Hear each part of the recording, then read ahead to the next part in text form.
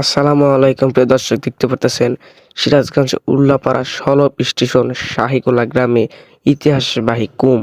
যুগ যুগ ধরে এই কুমটি মানুষ ডুব গোসল করছে। এই কুম কত বছরকার আগের এবং কত পুরনো কেউ বলতে পারে না। সবাই বলে আমার বাপ দাদার থেকে এই কুম দেখে আসছে। তো এই কুমের একটা ঘটনা আছে। ৩-৪ বছর আগে একটা ছেলেকে টেনে নিয়ে যাওয়া হয়েছিল। এখানে ডুবারু নামানো হয়েছিল ছেলেটিকে উদ্ধার করার জন্য।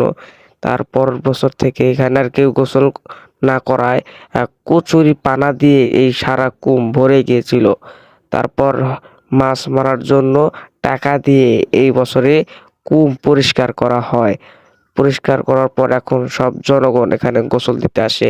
এটা অবস্থিত শাহিকোলা এবং রায়দৌলতপুর, এই দুই গ্রামের মাঝখানে। বেশিরভাগ জমি শাহিকোলা গ্রামের লোকদের। আপনারা চাইলে আপনারা এখানে ঘুরতে আসতে পারেন। এখানে হচ্ছে সিরাজগঞ্জ উল্লাপাড়া সলব বাজার। ধন্যবাদ।